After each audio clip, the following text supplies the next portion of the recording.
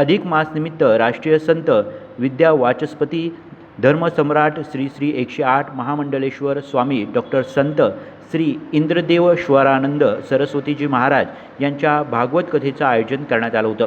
25 ते 31 मे दरम्यान श्रद्धा लॉन्स येथे हा धार्मिक सोहळा होत आहे। या पार्श्वभूमीवर सकाळी गोदा घाट येथे श्री इंद्रदेव श्वरानंद सरस्वतीजी महाराज यांच्या हस्ते महापूजा महाअभिषेक करण्यात आला। त्यानंतर दिव्य रॅली काढण्यात आली।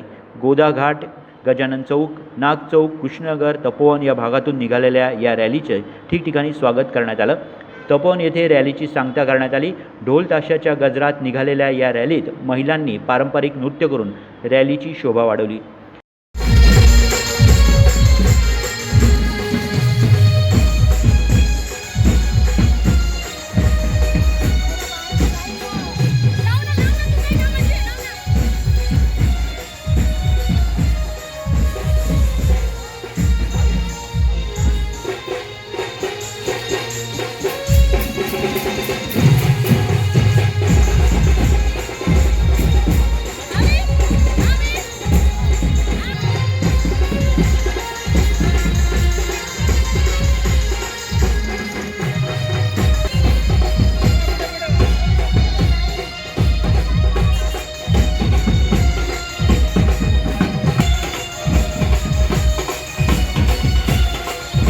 सायंकाळी भागवत कथा सप्ताहाचं आयोजन करण्यात आलं होतं।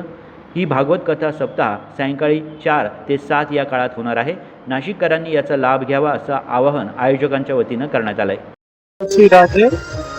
आज रामघाट से तपोवन के लिए ये कलश यात्रा निकल रही है। श्रीमद् भागवत कथा का आयोजन 25 मई से शुरू होकर 31 तक चलेगा।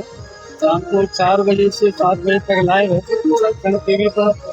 और ये बहुत ही नासिकवासी और संगठन के गौरव करते हैं, जो कि अधिक मास और शुक्ल पक्ष भगवान श्री राम की तपोभूमि नासिक, जहाँ ये कथा हो रही है सभी महीना कथा के लिए बहुत ही खुशहाली है।